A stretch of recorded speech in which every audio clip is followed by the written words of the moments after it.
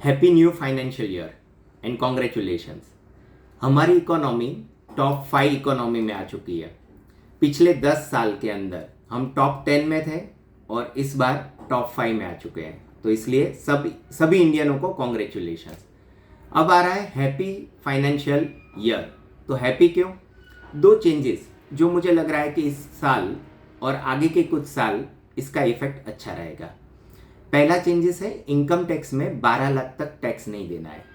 इसके कारण अपनी टैक्स की जिन लोगों की 12 लाख की इनकम हो रही है और उनको टैक्स नहीं देना है, उनकी परचेजिंग पावर बढ़ जाएगी। सो कंजप्शन बढ़ जाएगा और इकोनॉमी में पैसा रोटेट होगा। सो अगर कंजप्शन बढ़ रहा है तो कंपनियों का प्रोडक्ट सेल ज़्यादा हो जाएगा और वहाँ पर कंपनियों का प्रॉफिट भी बढ़ जाएगा।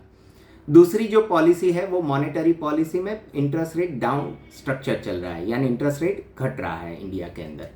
सो उससे जिन लोगों ने लोन ली है, किसी भी तरह की लोन, कंपनियों ने ली है, इंडिविजुअल ने ली है, सभी ने जिसने भी ली है, वहाँ पर उसका इंटरेस्ट का कॉस्ट कम हो जाएगा, तो उनके पास उस तरीके से भी पैसा बच जाएगा। कंपनियों ने लोन ली है तो उनका प्रोडक्शन कॉस्ट कम आएगा, क्योंकि इंटरेस्ट का कॉस्ट बर्डन उनके ऊपर रहता है, वो कम हो जाएगा।